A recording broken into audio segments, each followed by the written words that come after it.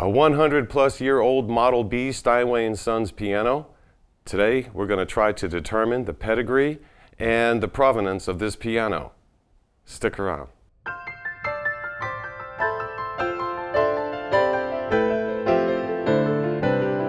Hi, this is Ted Barsley with Alamo Music Center in beautiful downtown San Antonio, Texas. I'd like to remind you to visit our website. In fact, for this video, visit our website and take a look at some of our online pictures.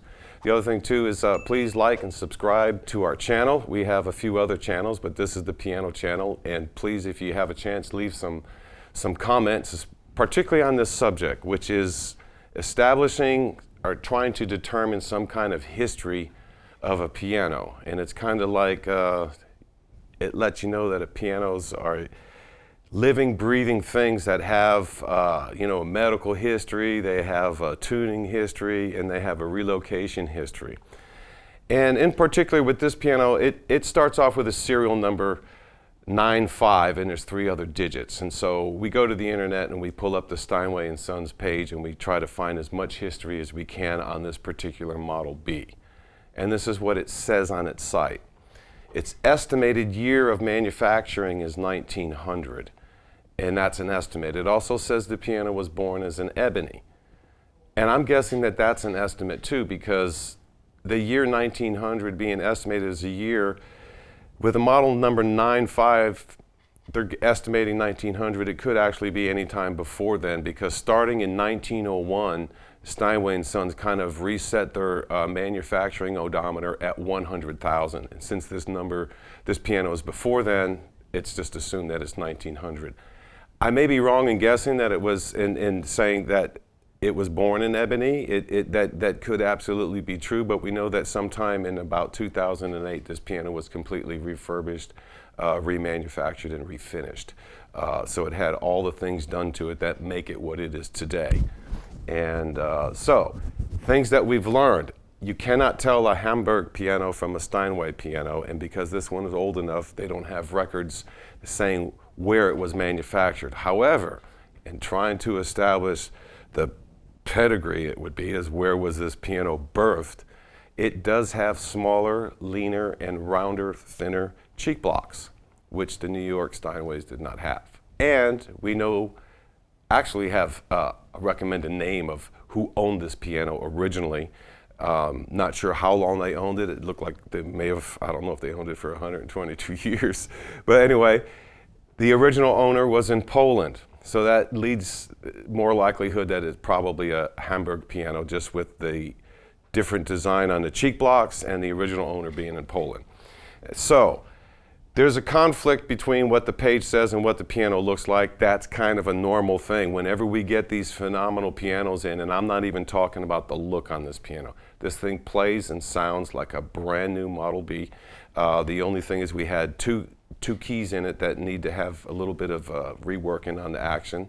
It looks like something kind of slipped underneath where the knuckles are at. So we're going to go in there and fix that. Other than that, it plays and sounds great. Let's have a listen. And when we come back, I'll tell you one last thing that's on the Steinway & Sons page.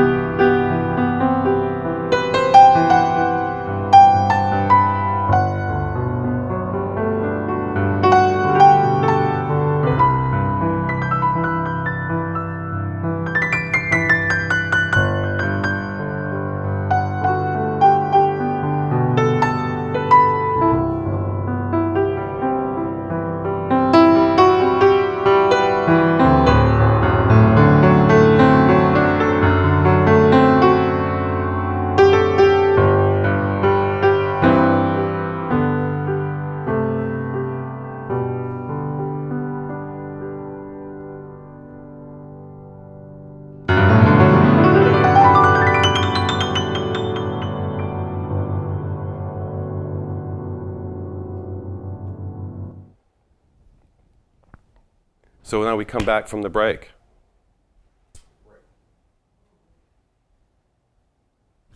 Forgot to mention, I'm sure you noticed that I'm flying solo today, but I'm so glad that Patrick got to join us for playing. He did not want to miss the opportunity to be on camera playing this piano and a few others we have coming up in other videos.